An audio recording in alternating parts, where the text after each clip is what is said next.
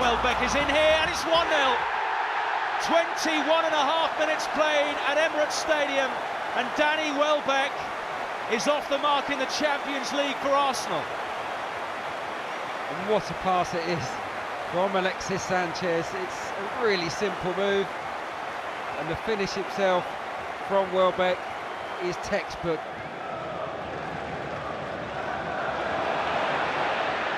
There's a chance. Welbeck got away from Felipe Melo again, and he scores again, and twice the Brazilian defender has been undone by Danny Welbeck. 2 goals in 7 minutes, and it's Arsenal who take a 2-goal advantage. What a night it's turning out to be for Danny Welbeck. This is another goal that comes out of nowhere, really. He's just loitering with intent. It's an indifferent back header, and he's onto it in a flash.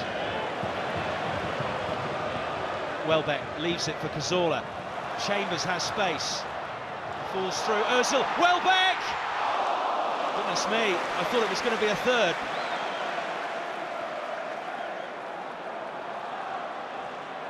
Chamberlain just finds too many purple shirts around him. Now Gemelli. Galatasaray looking to hit on the counter-attack, but Mertesacker watches it all the way. And Arsenal really good going forward tonight. That's a delightful ball. Sanchez onside. Alexis is in. Is it 3-0? Yes, it is. Alexis Sanchez scores, as he did against another Turkish club, Besiktas. And Arsenal are heading into half-time. 3 goals to the good. Great spot from Ozil, and here he looks up, beats his man, see you later, and then just passes it into the back of the net. Welbeck on a hat-trick. Referee skips over the ball. Alexis. Oxlade, Chamberlain, Welbeck break. Here he is, and he's done it. Danny Welbeck scores a hat-trick for Arsenal, his first for the Gunners. What an introduction to Arsenal's fans he's made tonight. And what a finish this is for his hat-trick. Pure class. Deserves his hat-trick. Been a wonderful, wonderful night for Danny Welbeck. Pandev gets away from Alexis. Oh, and he's thread one through to Yilmaz. Oh, and to Chesney has come out too quickly, and the referee has seen no option but to dismiss Wojciech Szczesny. Yilmaz scores quite comfortably, and Galatasaray might feel that they're back in this game, even though they might be 3 goals worse off. Bullshit. He wants the ball back here. Look at Santi Cazorla. Can Arsenal top this off? The 10 men are going forward. Cazorla is in. He's beaten Muslera, but he's not going to score.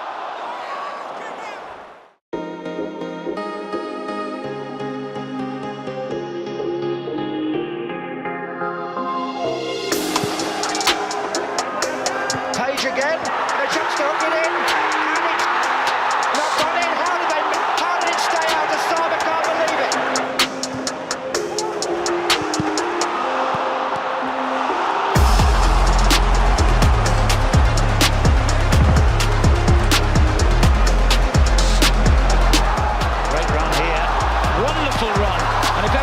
Deserved the goal, and then incredibly, quite astonishingly, the ball stayed out.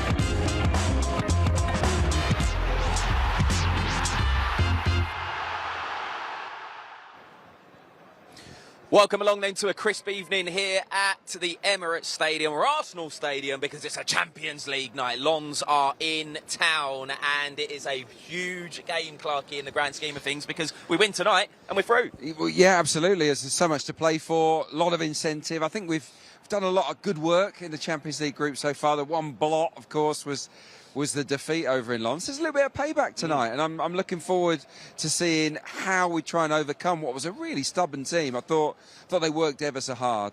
I mean, you know it's a big game when you wheel out the new coat. I mean, that is... What do we think of this? He's just jealous that he hasn't got one. Unbelievable. Jealous that he hasn't got one, but also you'll be dragging it along the floor, Clarke. It's too long for you, isn't Less it? of that, come on. We should say as well, the Lens fans have packed their allocation, and there's loads of them behind us already. And they're being incredibly loud as the Champions League music rings out here at Emirates Stadium. But that was a factor, wasn't it, when we played them at their place? Oh, it was a great atmosphere. I think it's known as being the most vociferous stadium in French football, and you know, it was a huge night. They really sort of came to back the side, and the side responded in style. So tonight will be similar. They'll make a lot of noise. So I think it's down to the home fans, really, to not be complacent tonight and to really drive the team on, because we might need it. Yeah, agreed. Right, let's run you through the team then, if you've not managed to see it just yet. We've got David Vieira back between the sticks. He comes back in for Aaron Ramsdale, started on the weekend, of course. Then Tomiyasu, Saliba, Gabriel and Zinchenko complete the back line. And then just in front of them, we've got Rice, Havertz and Ødegaard. And then Saka, Martinelli and Gabriel Jesus complete the set. I guess one of the big talking points, Clarke, is it seems that Tomiyasu is first choice, would you say, at the moment? It feels that way, doesn't it? Obviously, Ben White had that little niggle, and sometimes that's all it takes, because I don't think, you know, there was too much between Zinchenko and Tomiyasu at one point. Then, of course, Ben White misses a game, and Tommy goes back to his normal position. And what's happened is that Zinchenko's really raised his level. I think his last 2 or 3 performances have been brilliant. He's been one of our best players. So now, all of a sudden, Zinchenko can't be left out, and the manager's looking at it and thinking, well, actually, Tommy deserves to play as well. So, you know, this is what it's like. If it's in the best teams, if you miss a week, whether you're ill, you're injured or whatever, and someone comes into your spot and shines, you've got to wait.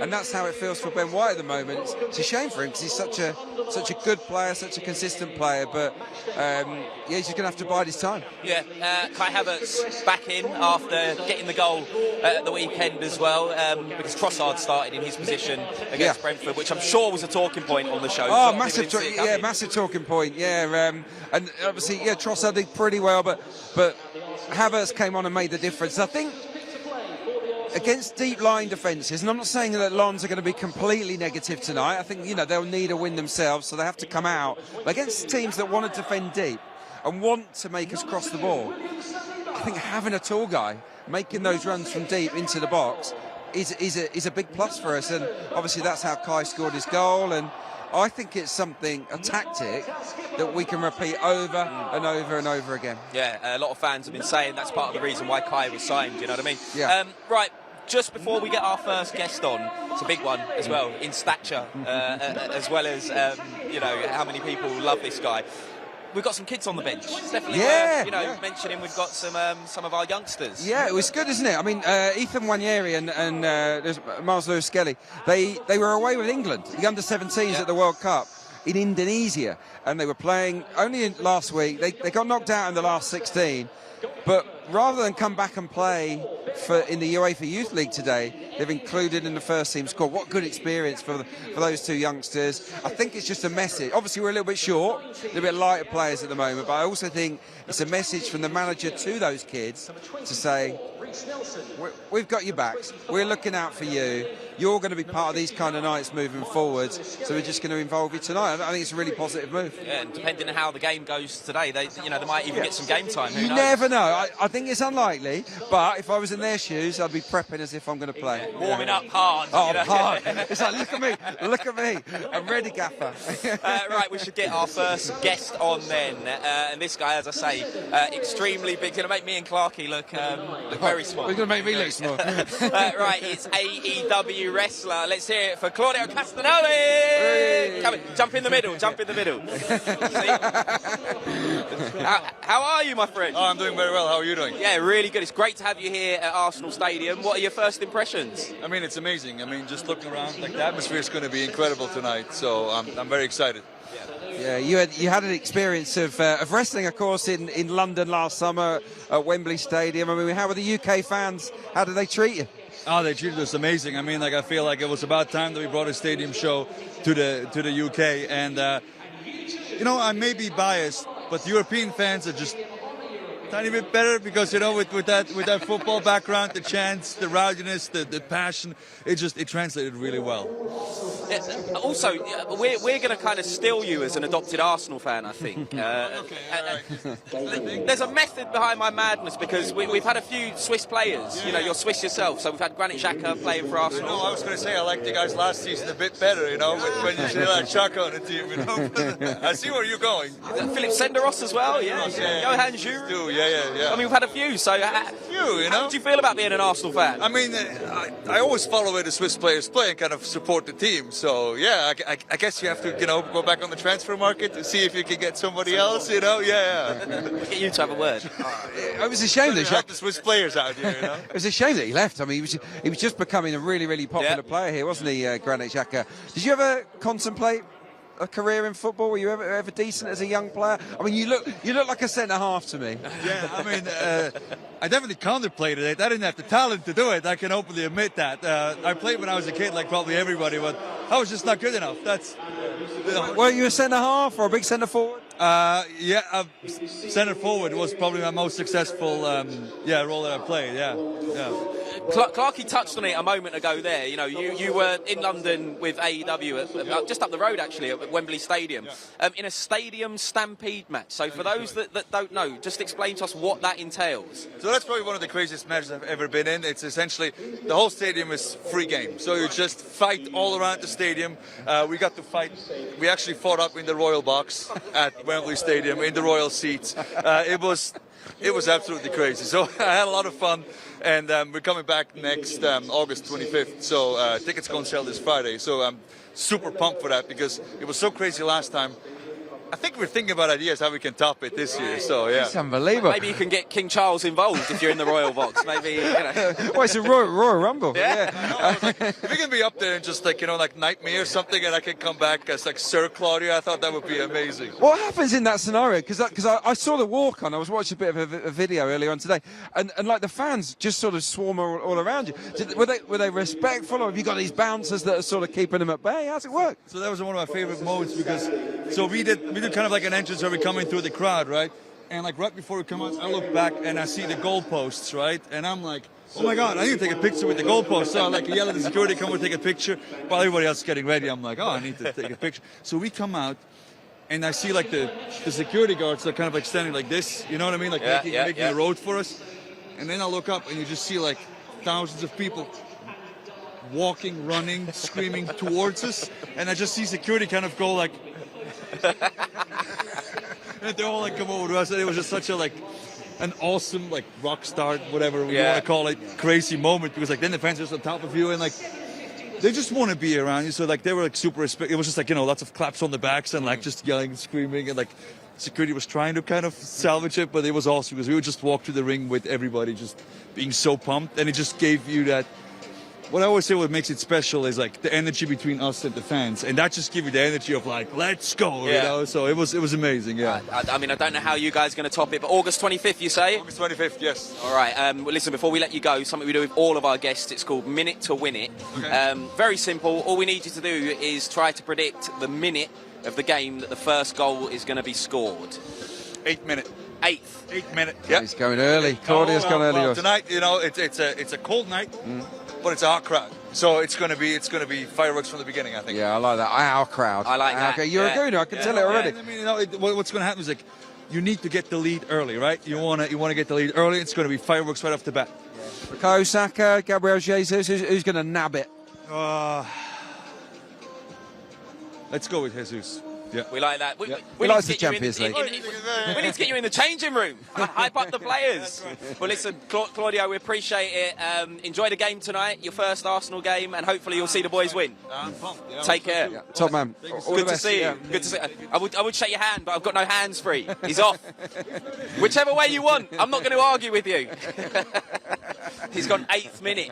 I like that. Yeah, everyone goes early doors. Yeah. Yeah. Right. Speaking of which, we need to go We do, upstairs. But before we do, Got a show to make. We've got Clarke's question. That's what I think. That's a better name for it, by the way. Even though I read it. Yeah. Right. So the question today. This is a good one, actually. It is, and I'm not going to give any clues. Actually, I was about to give a clue. Right. Anyway, who scored our first ever Champions League goal away at Lens in 1998? I know it. I knew it as well, which is a surprise.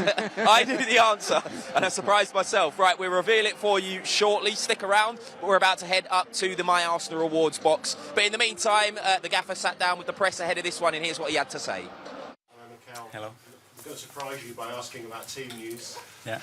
Fabio, who potentially we probably thought would be involved because he's not playing the Premier League, but wasn't really on his training. Got a problem? Yeah, we've got a problem with him. Yeah, he's been having some discomfort, and we tried to have some conservative treatment with him, and he wasn't improving, and we sent him to see a specialist, and the advice was to get our operation done in his groin, and we did that yesterday. Yesterday Monday. Yeah. And we expect him to be out for weeks now. So not again this side of the break. We don't expect him to do that. Let's see how he evolves, and obviously the job he was done yesterday, so we're going to have to wait and see, but it will take weeks, I think. And then Ben White eventually joined, Yeah. but was working by himself, it seems, certainly from what we could see. Yes, and he trained the day before the Brentford game, and he was feeling good, and I think he's available, and he will be available, and that's very good news for us. A draw tomorrow night, and you qualify. Obviously, you're unbeaten at the Emirates this season, all competition, but obviously you'd want to win to win the group and maybe have a more relaxing final game in Eindhoven. Yeah, we do want to win the game, that's for sure. We're going to be top of the group, and the opportunity is there for us tomorrow against a team that we're not going to cause us problems, and we have already experienced a defeat against them, so we have the right motivation to put that right tomorrow. But important to do it with the game to spare as well. Is that what you're saying to the players? Win the group? We have to win at home, and we have to win the group if we can tomorrow, and that's the mentality of the team, that's for sure. Bergkamp, the 5 years tomorrow since he made his Arsenal first team debut, but that's one reason I guess for him to be involved. But he was targeted a bit, wasn't he, physically in Lens? Is that a consideration? Well, he's targeted because he's one of our most dangerous players, and the teams know that, and they try to stop our strength, that's for sure. What he's done in those 5 years, I think, is remarkable at his age. When you look at his stats and how consistent he's been, it's very rare to see that at his age, especially in those positions at top clubs. So big compliment for him. Ian from TalkSport. Hi, Miguel. Just carrying on about Bukayo Saka. Would you say he's world class? Well, he played in the World Cup. He plays with the national team, so yeah, I don't know what world class means, but he's a top player, that's for sure. I mean, he's obviously very key to England, very key to Arsenal. Would you say that if he's not there, he's one of the reasons why things don't go so well for both club and country? Sorry, can you repeat? He's very key for you and for England. Yeah. If he's not there, is he one of the reasons why things wouldn't go so well for club and country? Is he that integral? Well, he's a huge part of on both teams, that's for sure, and you have to see the impact that he has in games. He's crucial for us, and we want to be where we want to be. Bukayo needs to be a main part of that. To achieve what he has at such a young age as well shows that he's got the skill, but has he got, will he be able to carry it on for another 5 years, another 10 years? Well, getting to the top is one thing, maintaining is something else. He's done it for 5 years, and as well you can see that the way he's improving is really steady but really fast as well. But he's got the right mentality because he got the right family, the right people around him. He's still so humble. He has the right advice around him, and that's what makes him special, because he wants more, because there is much more to come. We've just spoken to Leandro Trossard. You spent £100 million on a footballer like Declan Rice. You spent a lot more money on a lot of other players. Would you say that Trossard is one of the players that you brought in who's been best value for money, because he never seems to let you down whether he starts or whether he comes off the bench? I don't know. I'm not a financial advisor. I'm not the economist of the club, but I think it's a tremendous player that has great talent, but especially great intelligence to play the way we want to play. So it's a really good fit for us. And he was speaking about the fact that he's happy to be versatile as long as he's playing. He likes the game time. Doesn't really matter where he's playing on the pitch. But as a manager, how much does that give you a bit more of an added bonus when you've got a player who can play pretty much anywhere from midfield right up to the front? Well, that was one of the main reasons why we signed him. First of all, he's got experience in the league. He's done what he's done in the league already. And we had in January a lot of issues in the front line, and he could cover those necessities in a really efficient way, and he's proven that he can do all that. Thank you. Mark from PA. Hi, Mikel. Hi. Gary mentioned there, just a draw tomorrow is enough to go through, but when you look at it, and Manchester United and Newcastle are bottom of their groups and struggling, do you think that almost that achievement's overlooked, that people would just assume that a team like Arsenal would walk through a group stage, but it's actually nowhere near as straightforward as that, is it? No, 100% no, and you have to sweat and dig in a lot and play well and deserve a lot in games to win them, and we play against really tough opponents. Play against PSV. I think they won all the games in the league. You know, they only lost against us. And you go to Sevilla, and it's a really difficult place to go. And tomorrow is going to be a really difficult game to go, but hopefully we can be better than them. And how are you enjoying it now? This will be your fifth game as a manager in the Champions League. When you came to the club as manager, you wanted to take them back. Are you enjoying it? I am enjoying it. It's a great feeling. It makes you proud. It makes you feel that that's the level that the club should be at, and we'll be competing really well. So let's continue to do so. Do you think, as someone who's won the FA Cup, won a couple of Community Shields already as a manager, do you think you still have a little bit, maybe internally but also externally, that you want to prove in Europe as a manager? For sure. I think it's not what we have to prove. We have to come back to Europe, being the club that we want to be, and have that presence and the results that tell that we are back in a strong way. And we haven't done that yet. That has to be done. Jordan from Athletic. Mikel, play Brentford at the weekend, and they've got 10, 11 men behind the ball. That's becoming quite common in the league. How are your players adapting to going against that style and domestically, and then going to the Champions Leagues where teams are coming out a bit more? Well, practicing like everything. Obviously, when there is less space and more density, it's a stat say that it's more difficult to score a goal. But I think we attacked much better than we have done in other moments when a team defended with that block. There are certain things that we are insisting a lot to do to create more issues to opponents. And the more we practice, the better we'll be. And sometimes we don't want to provoke that, but we do, because team wants to do it, and it's always finding the right key to unlock the doors in relation to what the opponent wants to do. There's been a lot of talk this season about Arsenal maybe not being as exciting to watch going forward. It feels like the games aren't as open. Is that something that you're trying to reduce the risk or the openness of the game? Yeah. The game state is a big thing. Last year we scored a lot of goals in the first minutes of the games, and then the game becomes different. The opponents are more open, the opponents have to do many other things, and we haven't been able to do that often. So when you compare the time that we have spent in winning moments last year to this year, is different. But the league is different, the expectations are different, and the players are different, and the important thing that we keep winning. Can I just ask you one on Leandro? We were speaking to him about how two-footed he is with his left and right in terms of finishing. I know he played with Santi Cazorla, but I just wondered how, where does he rank in terms of two-footed players, and how much of a bonus is that to have? I have to see Leo take a corner with the left foot. And if he does that, then maybe I rank him closer to Santi. There's still a way there. He's so good, but Santi was something special. Okay, Kai from Football London. Mikel, just following on what Jordan was saying about the attack, there's always been a lot of talk about how it's maybe not looked as fluid as last season at points. But defensively, you've got the best defence in the league and you've looked a lot more solid. Do you take a greater satisfaction from the fact your team looks more solid this season than it has done in the past? Yeah, it is satisfaction that where we are, and we have to find a way to be where we want to be, and this is exactly where we want to be. It's not going to be as fluent, it's not going to be as hectic, because there is no space to run, guys. You know, when you are sitting in traffic, I want to go 100 miles an hour, yeah, but I have 3 buses and 55 taxis and motorbikes around me, so it's tricky. But yeah, we need to want to get to where we want to get, and in order to do that, we have to be really solid, and I think we've been really, really solid, so we have to continue to do that. So there we have it, the thoughts of the manager as we make our way to the My Arsenal Awards box with our wonderful set of fans. Oh. A bit leery, aren't they? It's a good-looking bunch tonight, Clarke. It's a good-looking bunch. How's everyone feeling? Excited for the game? Yeah. It should be. I mean, they've got it packed out down there, the Lons fans, but I reckon the atmosphere in here will be good. Yeah. Oh, look, this welcome, this start to the show is the best of the season so far. That's why we are top of the league, aren't we? Yeah. We are top of the league. You know,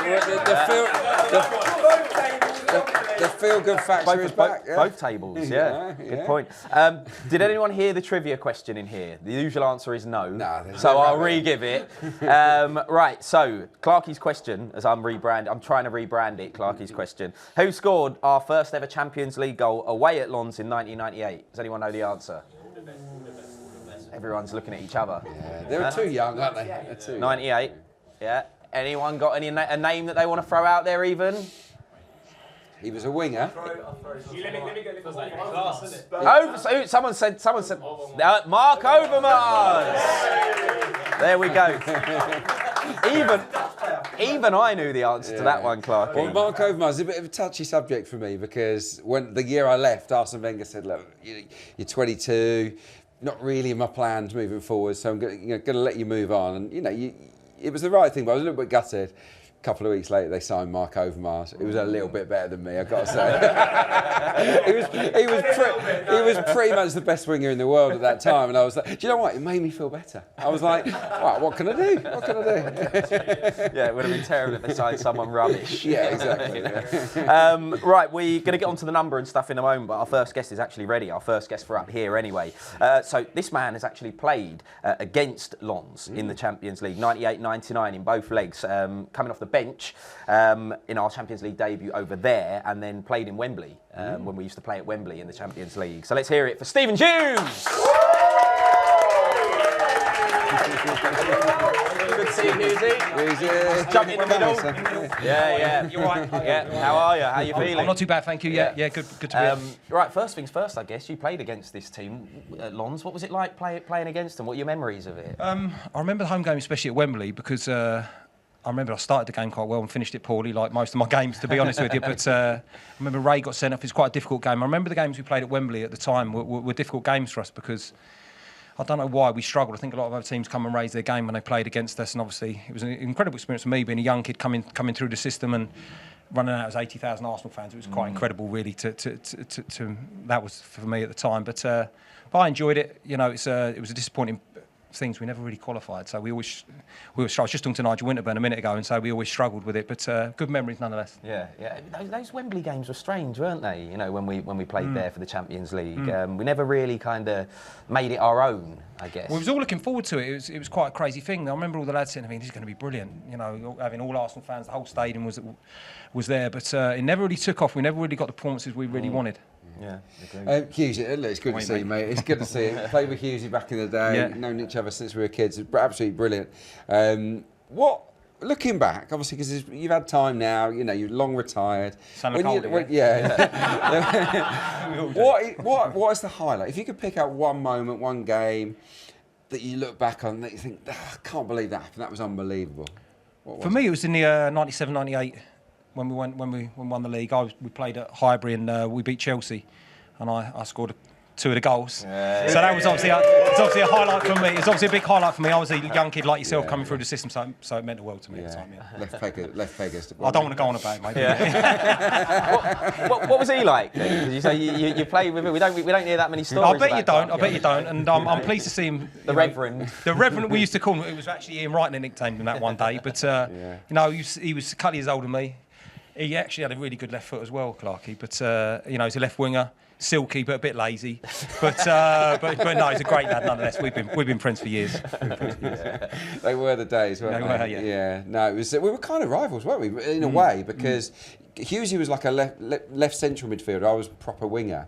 But in those days, they'd sort of shove you out to the wing, weren't they? That's right. Yeah, we had a little bit of a battle going on for a while. We did, yeah. I remember that a few times, and I remember we used to play reserves against the first team a lot back in the day, and sometimes it got a bit physical because you wanted to play and we wanted to play, and it was quite a competitive time, wasn't it, at the time? Yeah, great bunch of lads. Got to say. Yeah, most of the stories we probably can't repeat. Oh, I can't repeat any of mine, to be honest with you. I don't know why they put me in here. which is a shame. Yeah. What have you made of the season so far then? Because we're top of the league in the Premier League, which is funny because so many people, it feels like, are not celebrating the fact that we're top of the league. It's funny, Nick. I was talking to my boy coming here. It's everyone seems to be, even though we're top of the league, we're not as fluent as we were last season, and we weren't ripping teams to pieces. But I would still take that. The team's still growing. It's very young. It's moving in the right direction. We're competing. What about the defensive side though? Because people are saying, well, a lot of people are disagreeing, aren't they? You've got Gary Neville in one corner who's saying, Arsenal's defence is ready now to sort of be the platform to go and win a league, and then Carragher's saying, well, yeah, that's better, but they've got to score more. I'm not worried about us scoring goals in the second half of the season. I'm quite happy being this more solid Arsenal. I mean, where are you at with it? I sort of tend to agree with you, really. I don't generally listen to Gary Neville too much, or Jamie Carragher too much, but I've known him for many years. But I'm not worried. I think we can score goals against anyone. We've got so much power going forward, so much ability, especially in the wide players. I really like them. Obviously, I think we all want to score more goals, want to be a little bit more clinical in games, but I think that will come. Definitely. Yeah. Well, whenever we have ex-players on the show, we like to get you to try and pick a five-a-side. I've just been told about that, so you put it right on me, Nick. So yeah, cheers. So far, nobody's picked a goalie. I'm not saying you have to, but everyone we've had on has just gone for rush keeper. Oh, have they really? Well, it's one of my former teams, first former teammate of mine. So you're hoping to get on? Unfortunately, mate, you're nowhere near it. I'm only joking. You can pick yourself as well. Would you pick a goalkeeper? Would you pick a goalkeeper? We've had some good keepers. Would you? We've had some great keepers. If I was going to obviously be Dave Seaman, for me, if I was going to pick a goalkeeper, Tony Adams would be the centre half. He'd be unhappy if I didn't name him. Martin Keown won't be happy. He's my old roommate, Martin. He'd be fuming with me. Patrick Vieira was immense. I played alongside him in the middle of the park. He was brilliant. And then Dennis was my ultimate. Dennis, I admired him for many years, and he became a good friend of mine, Dennis, and I loved him to bits. So Dennis would be in it, and I was here for 6-7 months when Thierry first came. So not a bad one. I hope you all agree. That's not too bad. That's the team, isn't it? Yeah, we like that. Yeah. Right, he's gutted though. Yeah. Right will be gutted. Right will be gutted because we was close. But I think Thierry just He's has the best player in the Premier League history, right? I don't think there's been a better player. You say Thierry, I reckon Bergkamp.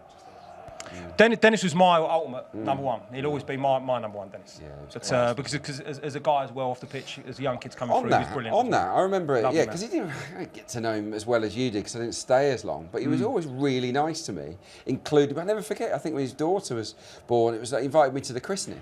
And I'm just a young kid coming out of the reserves. I think I told him not to invite you. Yeah.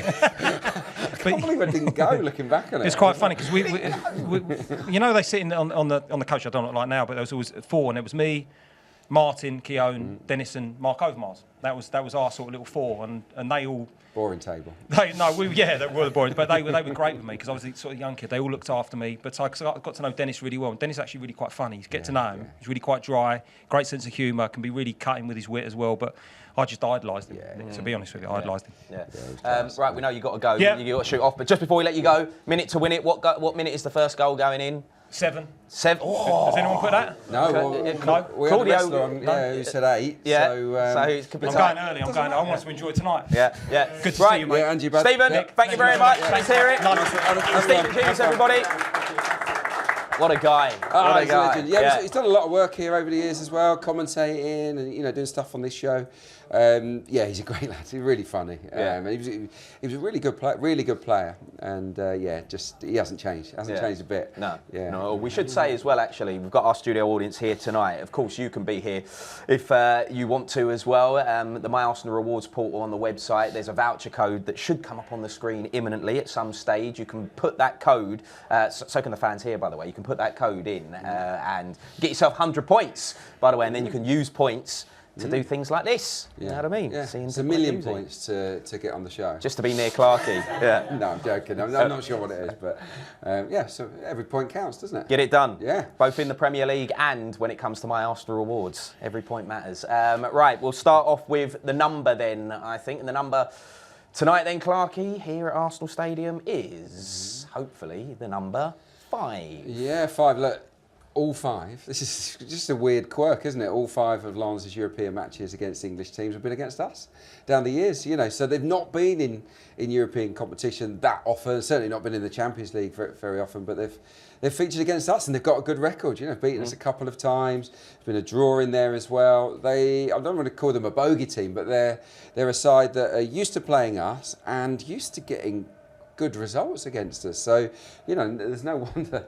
that they're in so early. I mean, we knew that the fans would be good tonight, but we were down there pitch side. There's barely anyone in the ground, but their end is packed out already. So, look, it's a good club. It's a good club, and it should make for a nice spectacle tonight. Hopefully, it'll raise our game because I don't think there'll be any complacency, but if there is any, I think that the atmosphere, because our fans will react. Yeah, agreed. So I think that the noise levels will probably be a little bit louder maybe than they would ordinarily be for a game that we expect to win. Yeah, Jeremy told us, didn't he, when we went away, that, you know, in France their fans are kind of a bit legendary as for being kind of the loudest in France. As I don't know if it's coming through the mics, but probably not. But they're coming out to warm up now, and their fans have just gone ballistic. Well, I think that their fans gave them a goal.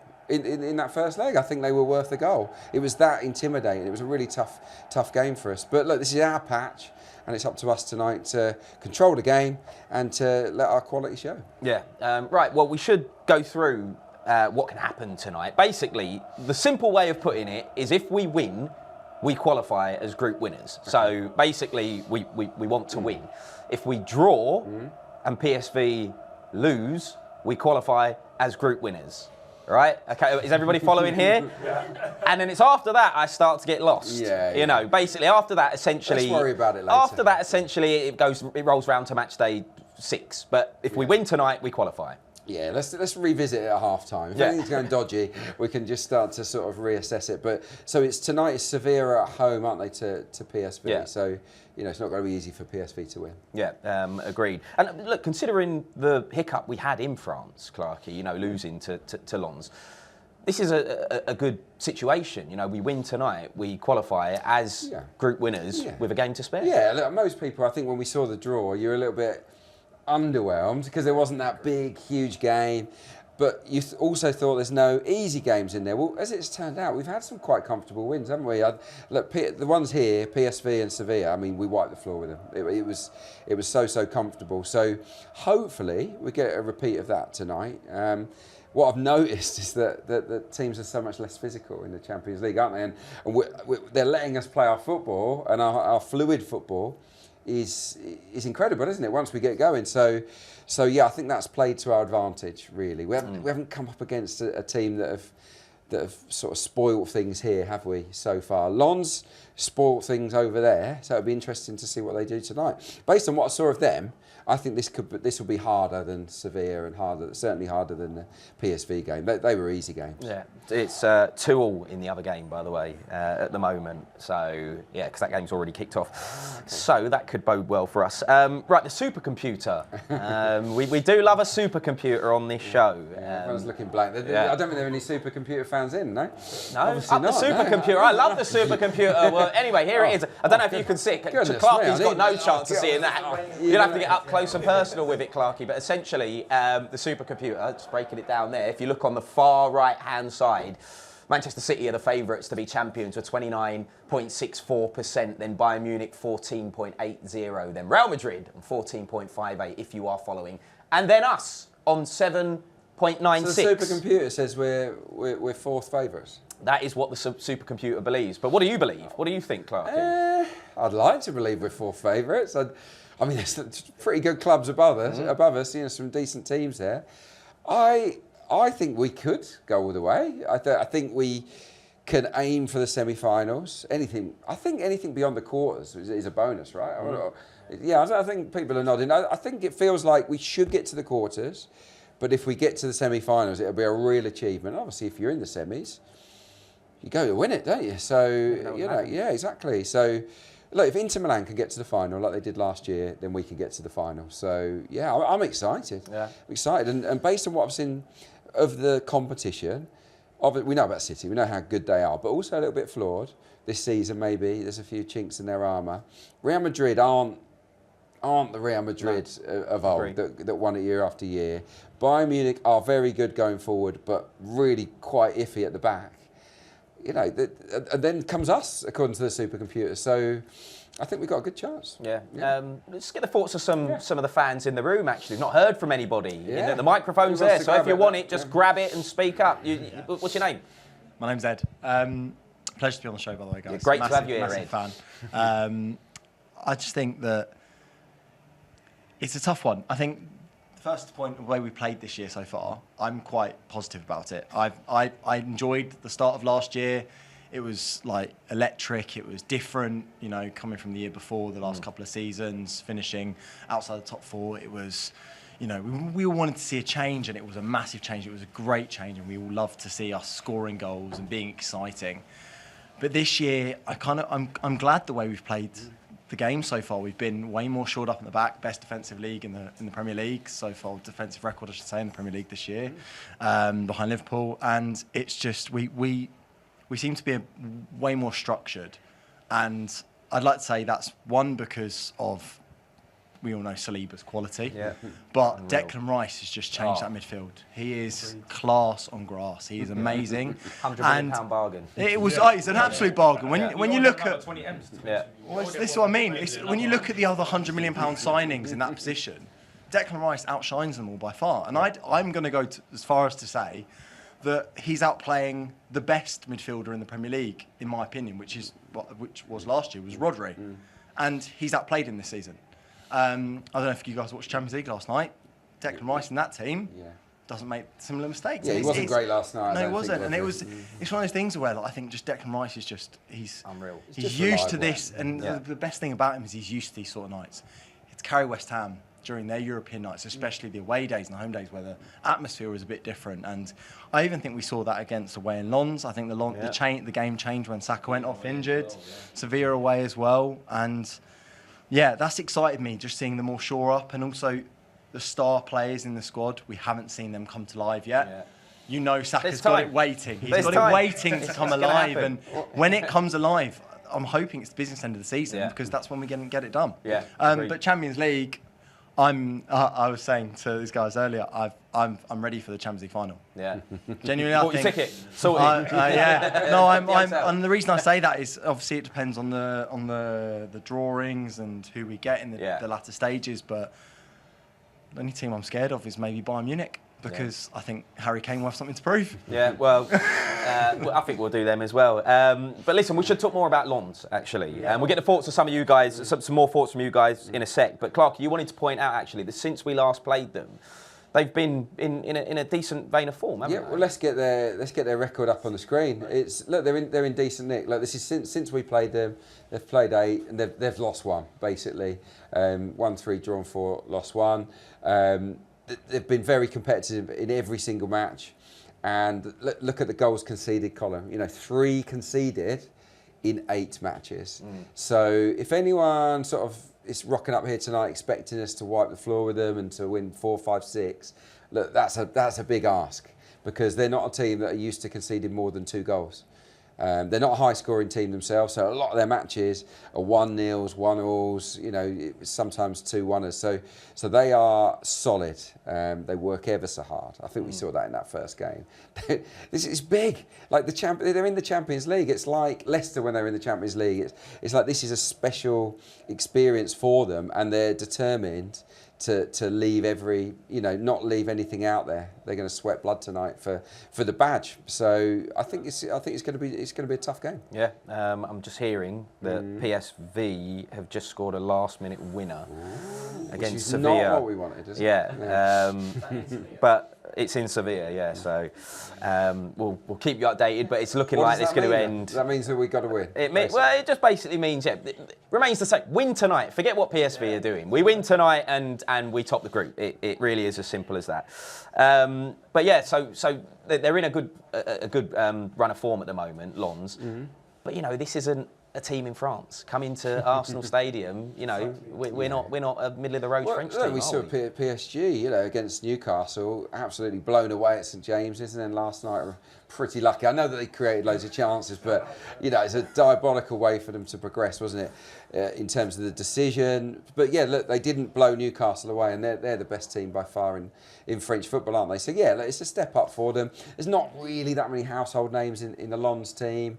They're very much a collective. It's not really about any star individuals. They're a team and a pretty solid team. The reason they're in the Champions League is because they had the best defence in France last season, so better than PSG's. So it's about breaking them down today. Yeah, we can see their Champions League stats actually. So we'll just run through these, Clarke. Yeah, this is during the groups phase. So okay, they're up against it obviously to qualify, especially with PSV as a result tonight. But look. It's 32 teams in this group phase. But in terms of the shots faced, they're top 8. They're 8th in terms of the 8th fewest shots faced. In terms of the XG against, look, they've played 4 games. I've only expected to concede 3.52 goals. So, again, that's really strong. And then they have conceded 4. So, yeah, it just outlines the task in hand tonight. But look, if Saka's at it, Jesus, I think, is the trigger, isn't he, at the top end of the pitch? If he's at his Champions League best, going here, there and everywhere, loving it, loving the stage, I think he can set the tone tonight and we can give them a really hard game. Yeah, we should remind ourselves actually, Clarke, of what happened last time out against them, because Jesus scored a great goal in the game, didn't he? Yeah. And then after that, it kind of went south. This was a great finish. Saka nicked it, didn't he? He nicked the ball quite high up the pitch here, and Jesus, it was a really good finish, wasn't it? Nice early strike, caught the keeper. This here was a bit of a giveaway, wasn't it, from David Raya? That said, this guy's still got a lot to do, and that is a class finish. Good finish. Absolutely brilliant, wasn't it, from him? And then this was disappointing for me. We give the ball away cheaply. They break on us down that left-hand side. And it's a great cross and a great finish. Sometimes you've got to say about the opposition that they're actually produced 2 outstanding finishes there. I mean, on another day, we would have won that. We had enough chances to score 3 or 4 ourselves. Those 2 chances were not easy chances. So we could have played exactly the same and won that 1 or 2-0. And yeah, so it was one of those games. Yeah, absolutely. Just dawned on me actually when we were watching that. I don't know why when we were watching that, but 5 years ago today, it was Bukayo Saka made his first team debut, wasn't it? Against it was in the Europa League. Was it Frankfurt? Frankfurt, yeah. Scored a good goal, didn't he? Yeah. Well, in that game that we just watched there, he had to go off, didn't he? And I think that changed it. We were doing very well in the game early on. He comes off, and I think the manager Mikel Arteta brought on Fabio Vieira quite early on, and I at the time was a little bit critical of that decision. I didn't think it was the best fit, and I think after the game that was certainly I think a lot of the Arsenal fan base, a lot of people were thinking, we didn't quite get the balance right.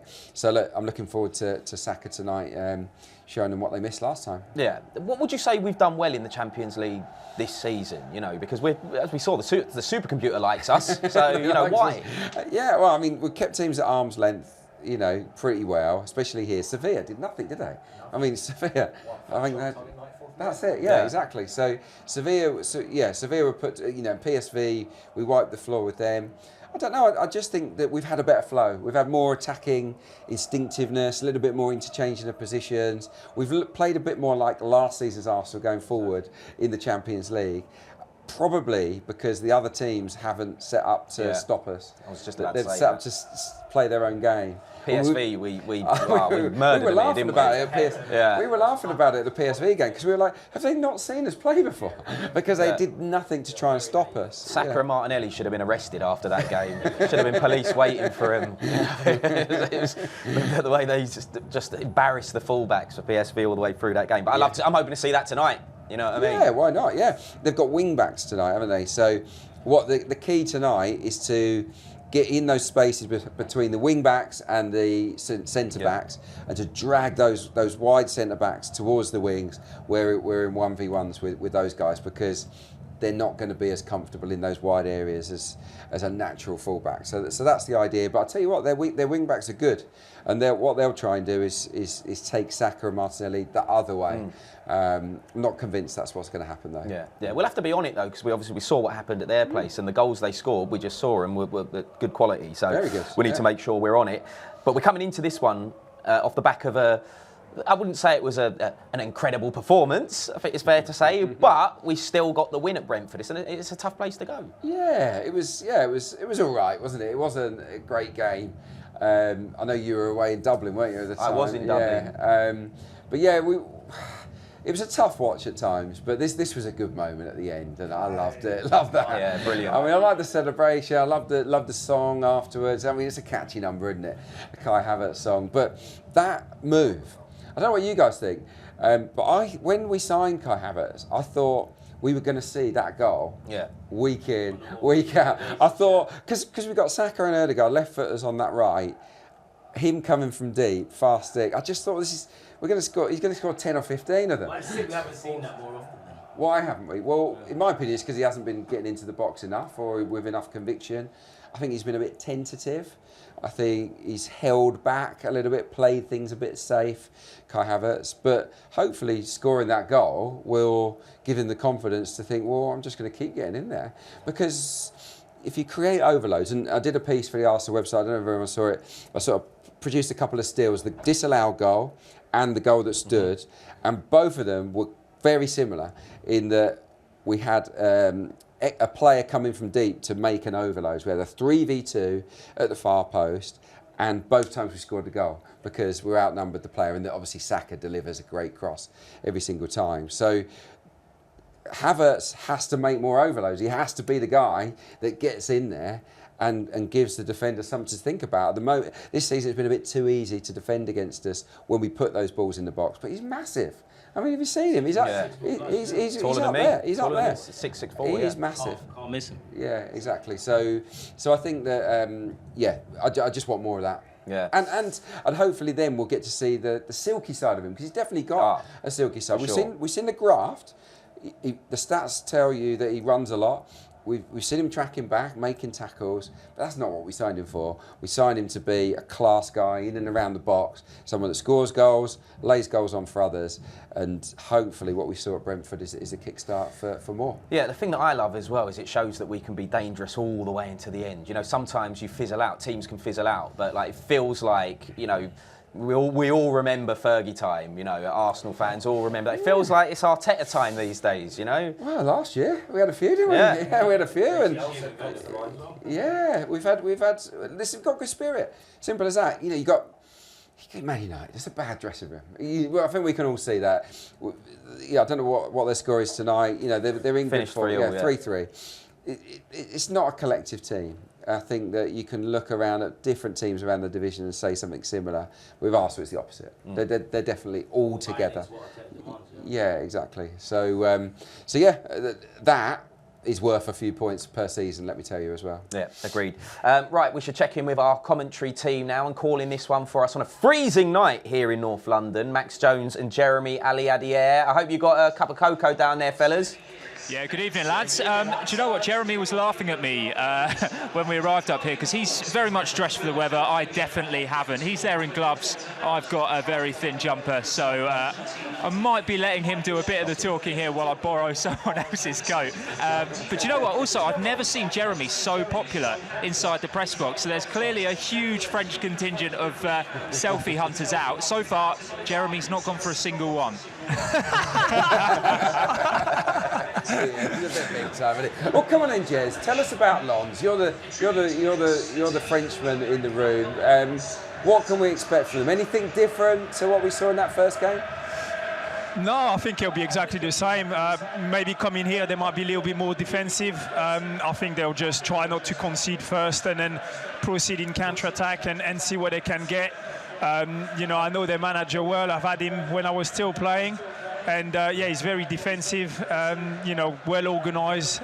So yeah, I expect us to have the ball, dominate possession, and then them try to you know, proceed in counter-attack. Yeah, and Max, we've played well in the Champions League so far this season, bar the little slip-up we had in France. We were just talking about the fact that we've been slicing teams open. Hopefully we saw some of that tonight. Yeah, you'd expect so, wouldn't you? There's, you know, Kai Havertz coming back into the team's a big one with the confidence that he should hopefully be getting from the weekend's win. But also Martinelli, look, we know in his last 2 games, a goal and an assist in the Champions League. He will be well up for this one, especially with Saka taking all of the plaudits recently. And we saw what the two of them have been saying this week about being doubled up on. So get the ball out wide, slice through, and let's just be a bit more direct. Add that bit of excitement early doors, and let's get this place nice and loud. Last one for me, for you, Jez. Team selection, Ben White's on the bench. We've got 3 good fullbacks. Not a lot between any of them. At the moment, it looks like Tommy and Zinchenko are the first choice. What's your thoughts on that? 'Cause I feel a bit sorry for Ben White, 'cause he's not done anything wrong. Yeah, totally agree. That was my first thought as well when I saw the team sheet. I mentioned it to Max. I said that's 2 games on the road and he's on the bench. And yeah, I agree with you. I think he's quite tired, but that's how Mikel Arteta is these days. We've seen it with the goalkeeping situation as well. He's ruthless. You know, you've got to perform. Obviously, you get injured, you lose your space, and somebody else can take it. And that's how he works with him. And yeah, that's good for Tomiyasu, obviously, and you know, a bit sad for Ben White, because as you said, I don't think he's done anything wrong. Sorry. Yeah. All right, well, listen, fellas, 2 things just before we let you go, mate. Jez is wearing about 50 coats. He should definitely lend one to Max. Yeah. And the second thing, Jeremy, we'll let you get back to your selfies with all the fans down there. He loves it, doesn't he? Yeah. Actually, yeah, he's quite shy though, Jeremy. He is. For a footballer, yeah, he's quite a shy fella, isn't he? Yeah. But yeah, I imagine there'll be lots of autograph and selfie hunters. If anyone wants to selfie with me, I'm just buzzing about it. Yeah. I'm like, anyone? No takers? No. Right, just before we get into key man, danger man and all of that, you actually wanted to mention another player who've not picked out as their danger man, but you wanted to mention El Yawahi. Wahi, yeah. I mean, he scored the goal. We saw him. He's sharp. He's only 20 years of age, and he scored. He's not been prolific. He's got 2 in the Champions League. He's got an assist in Liga, and he's got 2 goals, 1 assist. But he's sharp. He's a prospect. I think he's someone that we'll probably hear about in the years to come. You know, he's in the Champions League. He's their first choice striker. I think he's a name to keep your eye on. And we saw with that one-touch sort of sweep home in that first game that he's decent. So, and he is the type of player that Gabriel and Saliba wouldn't want to play against. Yeah, I think they like it when they're up against the big guys. I mean, Saliba. I mean, we saw he relished Haaland, didn't he? That was so good. Yeah, we just love it.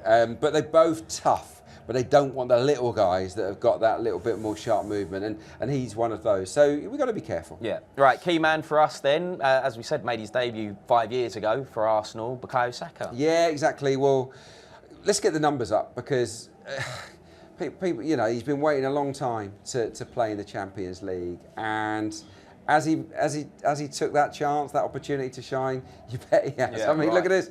You know, look at the names on this list. Oh, this was ahead of last night's game. So after the first 4 rounds, look, he's had 5 direct goal involvements. You know, 2 goals, 3 assists. The players around him, you know, all huge names. So yeah, he's delivered, and just across the board.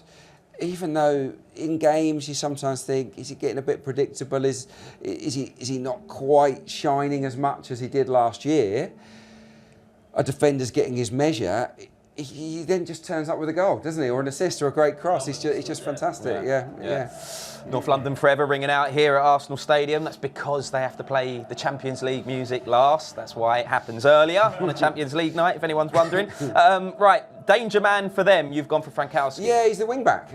He's going to be marking, or sort of on Gabriel Martinelli's side. He's the guy that crossed it for Eli Wahi, that goal we saw earlier. Now, these rankings in the brackets are the entire Champions League. So no one has made more crosses than Frankowski. No one has actually produced more successful open play crosses than Frankowski either. Lots of chances created from them. He's also a good tackler. So, you know, those are good numbers, aren't they, for a team that are unlikely maybe to qualify for the next stage. So Frankowski against Martelli is a tasty duel, and we can't give him too much time to whip those balls in because we've seen the movement of Wahi. It's decent. Yeah. Right, we're heading towards kick-off here at Arsenal Stadium. The light show, which you love, Clarke, has just kicked off behind. I know you're desperate to get out there. Don't like light shows. He hates them. I don't know why. Right, let's get a stat trick from you if you would. Someone's taking a photo of the light show. They love it, I'm telling you. So boring. Right, here we go. We've made 50 passes that have broken the opposition's defensive line. There's a stat for you. 50 passes that have broken the line in the Champions League this season. I mean, that sounds pretty good to me after 4 games. All 9 of our goals in the Champions League this season have been from open play, which is good. We know we're good at set pieces, so that's a real positive. And that's a sign, I think, that these continental opposition haven't really got to grips with us going forward. And look, 4 different Lens outfielders have played every minute of the Champions League this season, the most of any club. They don't have a big squad. They're a team that's got a very, very settled side, and there are no surprises in tonight's lineup. There'll be 3, 4, 2, 1, and they're going to work their socks off to stop us. It's down to us to get hold of the ball and to play our football and to get those wide men in the game. And for Gabriel Jesus and Martin Ødegaard, because we want him to have a good game tonight. I think he's back fit now. We want him to shine, get that confidence back up. I want those 4 who haven't played much together this season, I want those 4 to have a bit of fun tonight and send us into the knockout stages with a win. All right, well, Clarke, thank you very much. As always, back with me at half-time. Right, so here we are then, Arsenal Stadium. It is Arsenal against Lens. If we win tonight, we're through as group winners. We like that, don't we? We like that. There we go. Right, let's hand down them 4 first-half commentary in the company of Max Jones and Jeremy Ali Adier. Yeah, thank you very much, Nick and Adrian. As Nick pointed out there, Arsenal just 3 points away from qualifying for the knockout stage as Group B winners. But tonight's game does come against the team that caused the only blots on what would have been a perfect group stage record in Lens. That 2-1 defeat in northern France 2 months ago will have no doubt left a sour taste, but tonight is the perfect chance to banish those memories at the European fortress that is Arsenal Stadium. The Gunners haven't lost at home in the Champions League group stage here since September 2015. They're also unbeaten here as well this season. The stats certainly favour an Arsenal win, which would be a 100th in the Champions League. But we know how dangerous Lens can be on the counter-attack, Jeremy Adier. Something for us to just